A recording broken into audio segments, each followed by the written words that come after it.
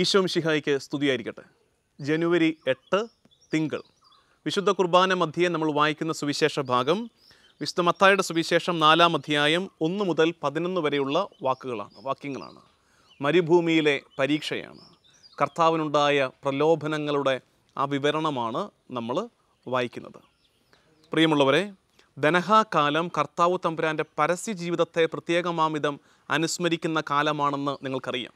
അതുകൊണ്ട് തന്നെ ഈ വായനകൾക്കൊക്കെ വലിയ പ്രസക്തിയുണ്ട്. ഈശോ പരസ്യ ജീവിതത്തിലേക്ക് ഇറങ്ങുന്നതിന് മുമ്പ്, അവൻ്റെ ദൗത്യം ആരംഭിക്കുന്നതിന് മുമ്പ് അവനുണ്ടായ ഈ അനുഭവം, ഈ പ്രലോഭനത്തിൻ്റെ അനുഭവമാണ് ഇന്നത്തെ വായനയായിട്ട് വരുന്നത്. 2-3 കാര്യങ്ങൾ പ്രധാനമായിട്ട് മനസ്സിലാക്കാനുണ്ട്. ഒന്നാമത്തത്, ഈ പ്രലോഭകൻ പിശാച് കർത്താവിനെ പ്രലോഭിപ്പിച്ചപ്പോൾ ഉപയോഗിച്ചതൊക്കെ വചനങ്ങളാണെന്ന് ഓർത്തേക്കണേ. പിശാച് കർത്താവിനെ പ്രലോഭിപ്പിക്കാൻ ഉപയോഗിച്ചതൊക്കെ വചനങ്ങളാണ്.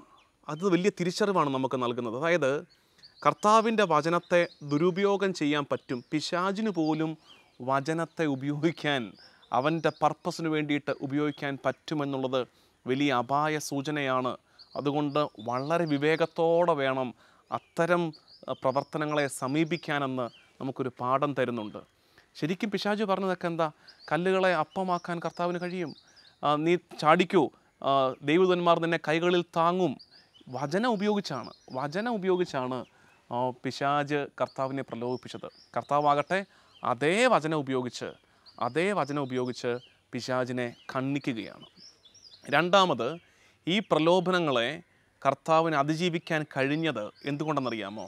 നോ എന്ന് പറയാൻ പഠിച്ചത് കൊണ്ടാണ്. ശരിക്കും യെസ്, എല്ലാത്തിനോടും യെസ് പറയുന്നത് വലിയ പുണ്യമൊന്നുമല്ല. അങ്ങനെയുള്ളവർ എല്ലാ പ്രലോഭനങ്ങളിൽ ചെന്ന് വീണു പോകും. ഇടയ്ക്കൊക്കെ കരുത്തുറ്റ ഒരു നോ പറയാൻ നമ്മൾ പഠിക്കണം. ശരിക്കും ഈശോ ചെയ്തതല്ലേ? കല്ലുകളെ അപ്പമാക്ക്, നോ. ദേവാലയ ഗോപുരത്തിൽ താഴേക്ക് ചാട്, നോ. ഒറ്റത്തവണ എന്നെ ഒന്ന് കുമ്പിട്ട് ആരാധിക്ക്, നോ പറയാൻ പഠിക്കണം. അവിടെയാണ് ഞാൻ എപ്പോഴും പറയാറില്ലേ, നോമ്പിൻ്റെയൊക്കെ ഗുണം അതാണ്. നമ്മൾ ഈ പരമ്പരാഗത നോമ്പ്, അതുകൂടാതെ നമ്മുടെ ചില ഇഷ്ടങ്ങളൊക്കെ വേണ്ടെന്ന് വെക്കുമ്പോൾ നമുക്ക് കിട്ടുന്ന പവർ ഇതാണ്, നോ പറയാൻ. ഇഷ്ടമുള്ള ചില കാര്യങ്ങളെ നോ പറഞ്ഞ് പാപത്തോട് നോ പറയാനുള്ള കരുത്ത് നമ്മൾ സമ്പാദിക്കുകയാണ്. നോ പറയാൻ ഈ കർത്താവിനുണ്ടായ പ്രലോഭനം നമ്മളെ ഓർമ്മിപ്പിക്കുന്നുണ്ട്. ഈശോ അതിജീവിച്ച ശൈലി. പിന്നെ എന്തൊക്കെയായിരുന്നു ഈ പ്രലോഭനങ്ങൾ? ഒന്നാമത്തെ പ്രലോഭനം, കല്ലുകളെ അപ്പമാക്കുക. നമുക്കുണ്ടിത്. അനുദിന ജീവിതത്തിൽ ക്ലേശങ്ങൾ ഉണ്ടാകുമ്പോൾ എങ്ങനെയെങ്കിലും പരിഹാരം കിട്ടിയാൽ മതി എന്ന് ചിന്തിക്കുന്ന അപകടം നമുക്കുണ്ടാകുന്നില്ലേ? ഉണ്ട്. അതുകൊണ്ടല്ലേ നമ്മൾ ഈ ഓട്ടപ്രദക്ഷിണം നടത്തുന്നത്, നാടായ നാട്ടിലെല്ലാം കിടന്ന് ഓടുന്നത്, എവിടെ നിന്ന് ഉത്തരം കിട്ടുമെന്നറിയാതെ കിടന്ന് ഓടുന്നത് എന്തുകൊണ്ടാണ്? അനുദിന ജീവിതത്തിൽ കഷ്ടപ്പാടുണ്ടാകുന്നു, ഈശോയ്ക്കൊരു വിശപ്പുണ്ടാകുന്നു. അപ്പോൾ കല്ലുകളെ അപ്പമാക്കാൻ ഒരവസരം വേണ്ട. അപ്പം കൊണ്ട് മാത്രമല്ല ജീവിക്കുന്നത്, അഭിവൃദ്ധിയിൽ മാത്രമല്ല ഞാൻ ജീവിക്കേണ്ടത്. ചില നേരത്ത് സഹനങ്ങളിൽ ജീവിക്കാൻ എൻ്റെ കർത്താവ് എനിക്ക് വേണ്ടി പദ്ധതി ഒരുക്കിയിട്ടുണ്ടെങ്കിൽ ആ സഹനത്തിൻ്റെ പാനപാത്രം ഞാൻ കുടിക്കുക തന്നെ വേണം. അതുകൊണ്ട് ക്ലേശങ്ങളെല്ലാം ഒഴിവാക്കാനുള്ളത് ആ താല്പര്യം ഒരു പ്രലോഭനമാണെന്ന് ഓർത്തേക്കണേ. രണ്ടാമത്തത്, പ്രശസ്തി ഒരു പ്രലോഭനമാകാം. പ്രശസ്തിയും അത്ഭുതങ്ങളും ഒരു പ്രലോഭനമാകാം. എന്താ അത്ഭുതം? ദേവാലയ ഗോപുരത്തിൽ നിന്ന് ചാടി, ഒന്നും പറ്റിയില്ല, അയ്യോ അത്ഭുതമല്ലേ. അപ്പോൾ ആ അത്ഭുതം പോലൊരു പ്രലോഭനമാണ്. അത്ഭുതങ്ങൾ ചിലപ്പോൾ പ്രലോഭനങ്ങളാകാം. അതിൻ്റെ സൂചനയാണ്. കർത്താവ് പറയുന്നുണ്ട്, നിൻ്റെ ദൈവമായ കർത്താവിനെ പരീക്ഷിക്കരുത് എന്നും എഴുതപ്പെട്ടിട്ടുണ്ട്. അതുകൊണ്ട് അത്ഭുതങ്ങളുടെ പുറകെ ഒരല്പം അധികം ഓട്ടം നമുക്കുണ്ടെങ്കിൽ ഓർത്തേക്കണേ, ഈ പ്രലോഭനവുമായിട്ട് അതിന് സാമ്യമുണ്ട്. മൂന്നാമത്തത്, പിശാച് പറഞ്ഞത് ഒരൊറ്റ തവണ എന്നെ കുമ്പിട്ട് ആരാധിച്ചാൽ മതി. എന്താ അർത്ഥം അറിയാമോ? കോംപ്രമൈസ്. ഒരു തവണത്തേക്കല്ലേ, സാരമില്ല. ഒരു പ്രാവശ്യത്തേക്കല്ലേ, ഇവിടെ വെച്ച് മാത്രമല്ലേ അങ്ങനെ ചെയ്യുന്നുള്ളൂ, വേറെ അങ്ങനെ ചെയ്യുന്നില്ലല്ലോ, വേറെ ആരും അറിയുന്നില്ലല്ലോ. കോംപ്രമൈസ്.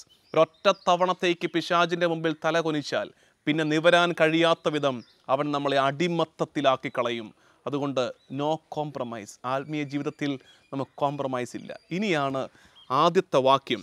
അനന്തരം പിശാചിനാൽ പരീക്ഷിക്കപ്പെടുന്നതിന് ഈശോയെ ആത്മാവ് മരുഭൂമിയിലേക്ക് നയിച്ചു.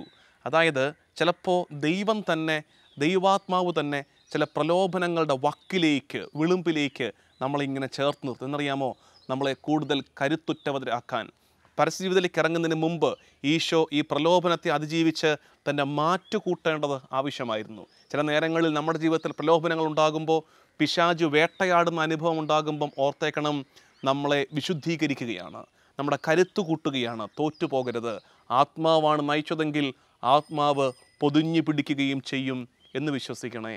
നമുക്ക് പ്രാർത്ഥിക്കാം. കർത്താവും ദൈവമായ ഈശോ മിശിഹായേ, അനുദിന ജീവിതത്തിൽ എനിക്കുമേറെ പ്രലോഭനങ്ങൾ ഉണ്ടാകുന്നുണ്ട്. അതിനെ അതിജീവിക്കാൻ നിൻ്റെ തുണ എനിക്ക് കരുത്തു നൽകട്ടെ. നമ്മുടെ കർത്താവ് ഈശോ മിശിഹായുടെ കൃപയും പിതാവായ ദൈവത്തിൻ്റെ സ്നേഹവും പരിശുദ്ധാത്മാവിൻ്റെ സഹവാസവും എന്നും എല്ലാ കാലവും കൂടെ ഉണ്ടായിരിക്കട്ടെ, ഇപ്പോഴും എപ്പോഴും എന്നേക്കും. ആമീൻ.